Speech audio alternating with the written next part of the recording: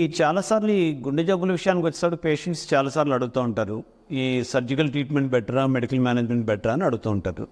ఇది కండిషన్ బట్టి మనం డిసైడ్ చేయవలసి వస్తుంది. చాలాసార్లు సర్జరీ తర్వాత కూడా మనకి మెడిసిన్స్ లైఫ్ లాంగ్ కంటిన్యూ చేయవలసి వస్తుంది. కొన్ని పుట్టుకతో వచ్చిన హార్ట్ డిఫెక్ట్లో మాత్రం కొన్ని కండిషన్స్లో మనం సర్జరీ ద్వారా పూర్తి స్థాయిలో నయం చేసి మెడిసిన్స్ అవసరం లేకుండా చేయొచ్చు.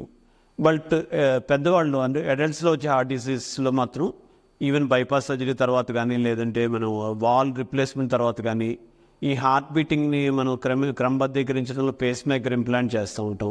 వీటిలో కూడా ఈ ఆపరేషన్ ప్రొసీజర్ పూర్తయిన తర్వాత కూడా మనం మెడిసిన్స్ వాడవలసిన అవసరం ఉంటుంది. ఈ మెడికల్ మేనేజ్మెంట్ అనేది మనకి హార్ట్ కండిషన్లో రెండు రకాలుగా ఉంటుంది. ఒకటేమో గుండె జబ్బు యొక్క లక్షణాల నుంచి ఉపశమనం పొందడానికి కొన్ని మెడిసిన్స్ ఇస్తూ ఉంటాం. రెండోది గుండె జబ్బుకి కారకమైన BP, sugar plus cholesterol control చేయడానికి కూడా మెడిసిన్స్ వాడుతూ ఉంటాం. ఈ రకమైన మెడిసిన్స్ చాలా కేసెస్లో మనం లైఫ్ లాంగ్ వాడుతూ ఉండాలి. రెండోది కేవలం సర్జరీ మెడిసిన్స్ కాకుండా మనకున్న జీవన విధానాన్ని, ఆహారపు అలవాట్లు కూడా చాలా ఇంపార్టెంట్. సపోజ్ మనకి కొలెస్ట్రాల్ హైగా ఉన్నప్పుడు ఈ ఆయిల్ ఫుడ్ తగ్గించుకోవడం, బీపీ ఎక్కువగా ఉన్నప్పుడు మన ఈ సాల్ట్ ఇంటేక్ తగ్గించుకోవడం, సపోజ్ షుగర్ కంట్రోల్ అవ్వకపోతే పిండి పదార్థాలు వాటిని తగ్గించుకోవడం, ఇవన్నీ కూడా చాలా ఇంపార్టెంట్.